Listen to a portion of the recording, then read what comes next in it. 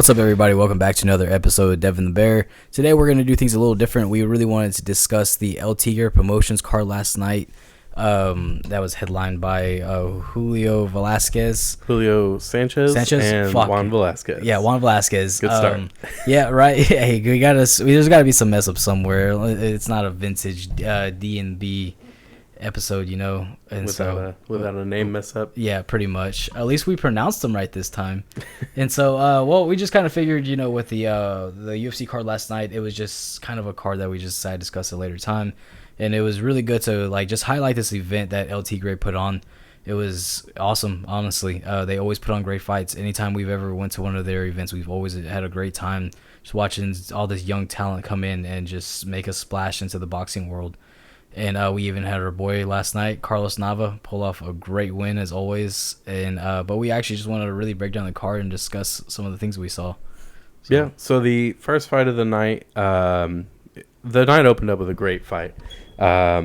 It started off with Chaz Harrison taking on Devon Mims, and this is both of their debut for pro boxing. Right. So it's really cool. You get two guys going in there basically trying to do the same thing. And huge reach advantage for Devon Mims. The size difference was just wild. But that really didn't stop Chaz at all. It didn't slow him down at all. That fight was very back and forth. It ended up in a split decision win for Devon Mims. And, man, that was a good fight for both of those guys. Both of those guys showed up and put on a great fight to open up the night. For Devon Mims, that's a great fight to show that you can hang in there with a very tough opponent, and you can box smart when you have to. And for Chaz, that's one of those fights that it's a loss, but you gain a lot of respect, you gain a lot of fans, and you take something, you learn from it, and you move on, and you just get better from there. I was really impressed with him, seeing the size disadvantage he had, but there was no quit, there was no backing down in him. And then we got to talk to him a little bit afterwards. Super cool guy, dude. Very cool dude. Very good, interesting character. Loves him some Dragon Ball Z. He's running the Hoodlum Fight Club. Everybody check him out. That's Chaz Harrison, CZYZ Harrison. Very interesting guy. We're excited to keep talking with him. Again, great fight by both of them. Really fun way to start off the night. Really great way to start off their careers. But some other fights that were pretty solid was Miranda Reyes and Erica Donnelly. Miranda Reyes went 4-0 after beating Erica Donnelly. Those women were throwing down. Dude, she was hitting her hard. Miranda hits real hard, dude. Yeah. That wasn't we were sitting there next to the ring and we could hear those pops, and it was intense. Yeah, no, it was every time we were watching it, I remember just looking at you. I'm like, she's finding a home for that right hand every time she throws it, and it's just it was just an overhand right every single time. And Miranda just found a home for it, and Erica really didn't know what to do with it. And I mean, coming into it, there was a lot of people in support of Miranda coming into the fight, and I mean, she just did a great job. And it was just, I remember watching that, I'm like, that lady will whoop my ass. She would beat me up so quick. And but it was just all around good fight. And then after the fight, I mean, you even saw the amount of positive energy she had from the crowd. So she was going down to do interviews and stuff, and I mean, she had a lot of people there in support for her as well. So, and we also had Jose Acosta take on Mark Perales. Again, that was a very fun fight to watch. We really saw Jose Acosta kind of take charge in that one, though. Improved to 2-0 with his win. He just looked a lot more prepared for the fight. Just one of those things where it's in no way am I saying that Mark Perales wasn't ready for this fight. Right. I'm just saying it's one of those things where it was one guy's night and not the others. Right. He got the win pretty dominantly. Just a lot of pressure. The pressure definitely won him that fight. And speaking of pressure, another fight that we saw was John Ramirez, Scrappy. He's now 6-0, got himself a championship belt, and he fought Jose Flores Chanez. And speaking of pressure with him, man, Scrappy was putting on some crazy pressure. That dude was going so hard at it. And it was just really hard for Jose to get anything going. John would not let up. That's the story of the whole fight. It ended up getting called around the, I want to say the like 5th round, maybe 6th, but it ended up getting called. The corner waved it off. It was just, there was so much aggression and pressure. I know I keep saying that word, but that's just what it was. It was an awesome performance for John Ramirez. I look forward to seeing him fight again. That's for sure. Another good fight was Carmen Vargas taking on Rebecca Light. That's Carmen Vargas' second pro fight, and Rebecca Light, that'll be her 7th. And really fun fight. Just a very good, technically sound boxing match. And Carmen Vargas looked really good. She got 2-0, got the nod by the judges. And, like you were talking about with Carlos Nava's fight. Carlos Nava, oh my God, man. I love watching that dude box. Yeah, it's so nice. And like the first thing I noticed, because he's always a little bigger than the guys he fights, but it's just because he knows how to manage his weight and he knows how to use his size. But just watching even just like something small, like the way he can just manage his distance into his punches and still pack power every single time he does it, it's insane. He took on Deshaun Parker. And the fight started off really strong, and I've noticed Carlos Nava has a favorite combination with that straight to the body left hook up top, and it's just nice. It's something I enjoy watching. It's dirty. And so when we watched his pro debut, he almost knocked the guy out with it, like within 10 seconds into the fight.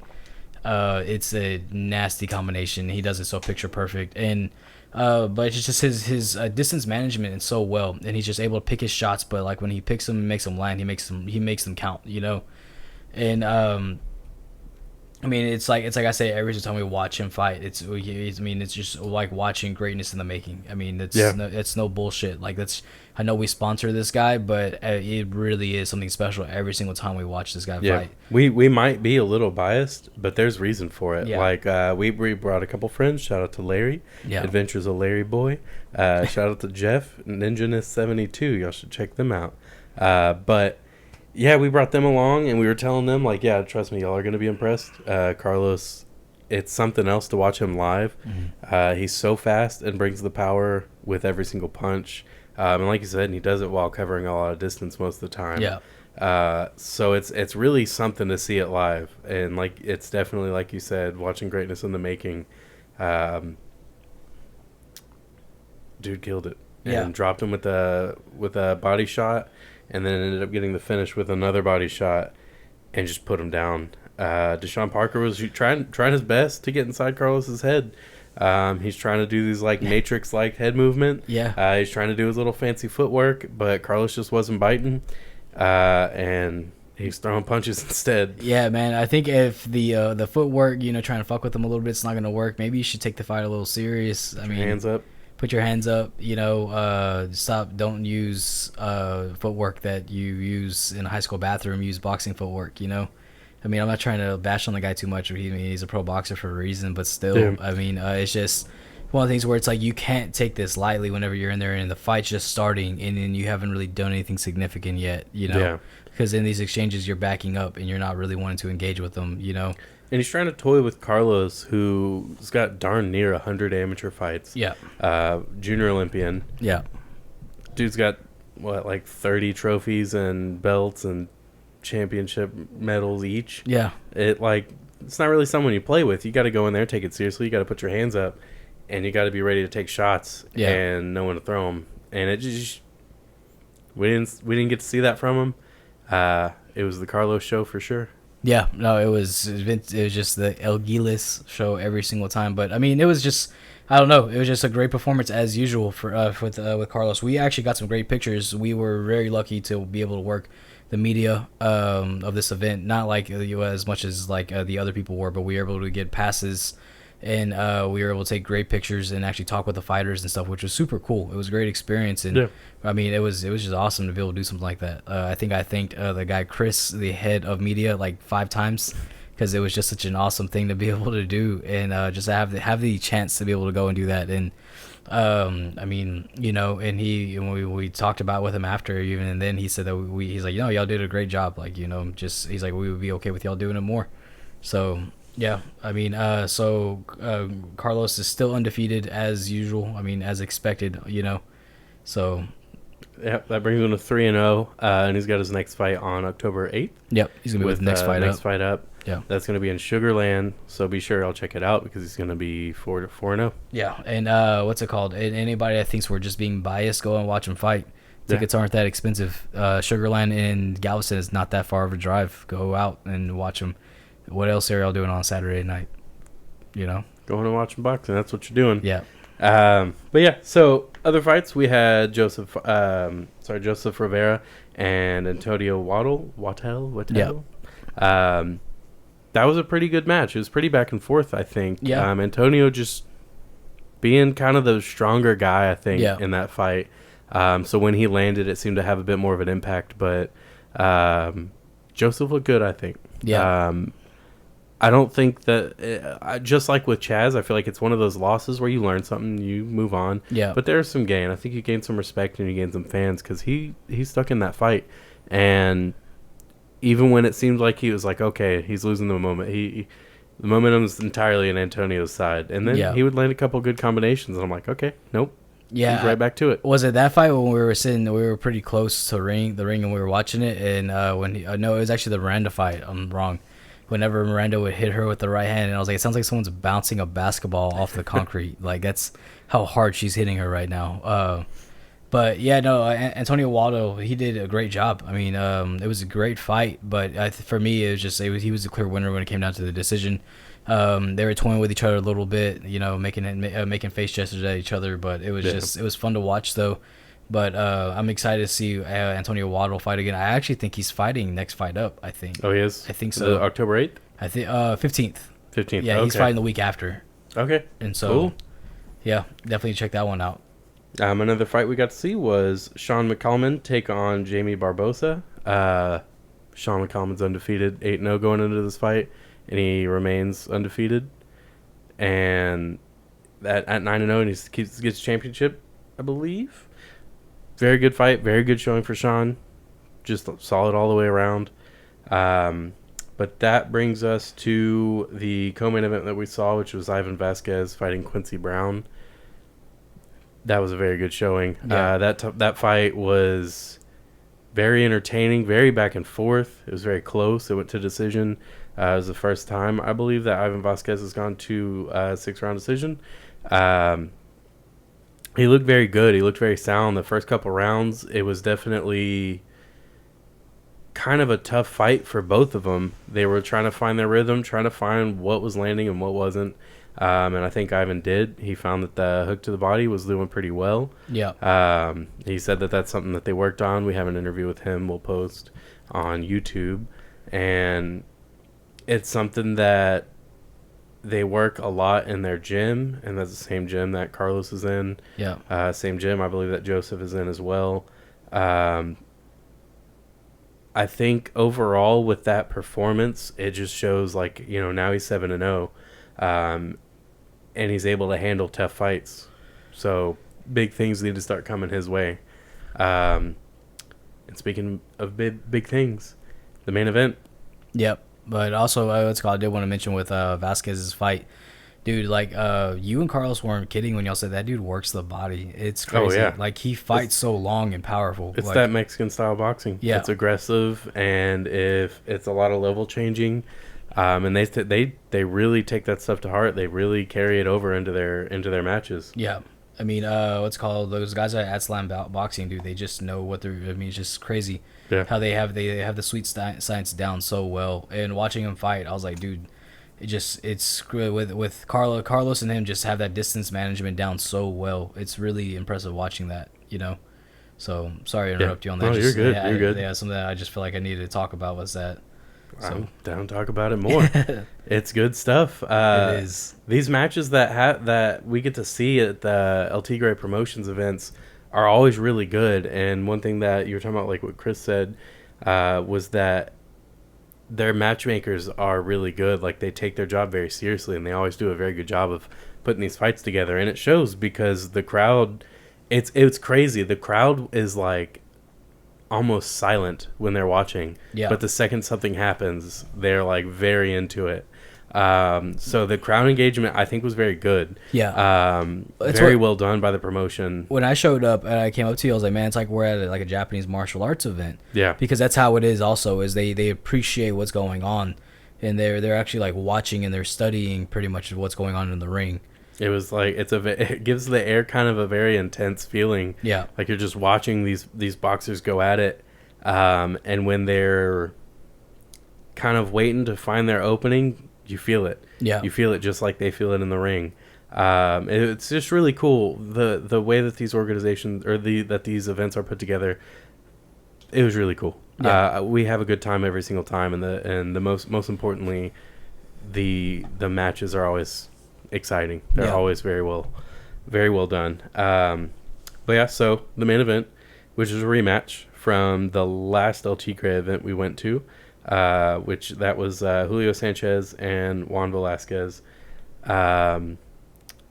This one was kind of an interesting, for sure, ending for the fight for sure, but the fight itself was very interesting. Yeah. Both guys were being pretty aggressive. Julio definitely being much more aggressive. Yeah. But both guys landing a lot of good shots. Both guys just landing in general. I found out Julio Sanchez is, I want to say 36 or 38, and I mean he's in there hanging with a guy he's 12 years older than at least. And he's the only one who's beaten Juan now twice. Yeah, I mean Juan was undefeated until they fought back in June, and they went to a split decision. Tell you how like even these guys are, and there's two complete different fighting styles with the way they box. But it was just, I mean, these guys were going at it. The crowd was getting into it. The crowd was going crazy for this fight. It was really intense watching that. Julio was landing the better shots. He was landing the heavier shots, but you had Juan who was just able to stick down and just do more technical boxing, if anything, working the jab more, working the uppercut a little more, and a lot of great head movement for both those guys. There's so many punches we were just like, man, if that would have landed, dude, like that would have knocked somebody out for sure. Yeah. There were so many punches that were like an inch away from the other's face. Yeah. And you just see him throw with so much power. I'm like, man, that would have been it. Yeah. I would say the first 4 rounds went to Julio. Yeah. It was an 8-round fight, so the next 4 rounds kind of the most important, obviously. But it's such a close fight, and the way it ended is one ref gave it pretty soundly to Velazquez, and one ref gave it pretty soundly to Sanchez, and then one ref, I believe, had it as a draw. Yeah. So it ends up in a split draw, which prompted a lot of boos and people walking out like as soon as it happened. Judging, man. Yeah. Judging. We thought MMA judging was fucked up. Like, yeah, like, and the thing is just when it came down to it, I mean, I thought there was a definitive winner in the fight. I didn't think that it was that even of a fight. I had it for Juan. I thought Juan ended up taking that fight, but that was just me. What do you think? I feel like Julio had it. Really? Yeah. What makes you think Julio had it? He was just the aggressor. He was the aggressor, and he landed the cleaner shots, and I feel like he was landing more often. Yeah. I mean, I felt like Julio was just able to land just the better, at least more shots, and he was able to move around better. I felt that Julio was more just trying to land the one big shot, and he was landing some heavy shots, but when it came down to it, I thought Julio was, I thought Juan was able to just get in there and jab and stay. I just thought he was able to just move better and just stick and move and just really just go straight down to technique versus trying to get into a fight in a phone booth pretty much. Because you could tell that's Julio's style. He fights it in a phone booth. You know? Maybe the judges got to cut him some slack then. Yeah. Maybe if the fight was really that hard to call. It was a money grab, dude. It's just my opinion. It was grab. Yeah, they're setting up a setting up a third. They're setting up a third. No, but so it's crazy though. Just like looking at the cards though, looking at their last fight, it was a split decision win for Julio. Yeah. And then this one was a majority draw. Was a split draw. And so going into the third, I mean, the only reason so to really put a stamp on who really is the better fighter, I mean, it's gonna have to come down to someone's gonna need a finish. I feel like. Yeah, I was about to say it's pretty reflective Yeah. of the Frankie Edgar Gray Maynard trilogy. Yeah. If they were to have a trilogy, because in the first fight with that, you have Gray Maynard getting away with a win by decision. Yeah. And then the rematch, you had a draw, which I think was ridiculous. Gray Maynard had at most 2 rounds. Yeah. He had the first round for sure because he dropped Frankie like a bag of potatoes 5 or 6 times, maybe more, probably more. But after that, I think Frankie had every single round. Yeah. But it went to a draw. And their third fight, Frankie Edgar went in there and knocked Gray Maynard out, and I was still a very happy. back and forth fight. Like that's yeah, what's crazy. it was. Yeah, but you saw Frankie Edgar was just able to dig deeper in that fight. That was such a good fucking fight, dude. All 3 of them. The first fight is whatever. Yeah. Gray Maynard using his wrestling, cool. And his reach. You're like twice the size of Frankie Edgar. You feel cool, buddy? He's a bully, so I can say it. But yeah, no, the Julio and Juan fight was really good. Everybody was into that fight. Yeah. That was definitely the loudest that the arena was. Yeah, it was a good fight, but also I did want to mention Carlos Nava tagged El Tigre in a post on his story saying, I want the winner. A little bit of a call out. Yeah. And you know what, man? I feel like, I mean, that dude is super chill to himself, and why not call somebody out? Have some fun, you know? And it was good. You know what? I mean, since it was his draw, though, that's what kind of sucks is, I mean, what happens? Triple threat match. Triple threat. Yeah. Oh, man. It was a great night. Like we've been saying, every match was exciting. All of these boxers are great people. All of the people that we interacted with were great. Chris, the head of the media for El Tigre, was such a great representation for El Tigre. Yeah. Very professional, very polite, very welcoming. And I think all the fans feel it as well. You had vendors there. You had the Pueblo Boxing merchandise there. Yep. You had the Loaded Pistols merchandise. It was just very solid. I always, like we were saying, we always enjoy these events. If y'all went, let us know what y'all think. If you want to go, hit us up. Go talk to El Tigre. Go check out these boxers. We said all the names. Go look them up. Figure out what's going on in your local boxing area. Your local boxers. Check them out. Support local boxing. Do it.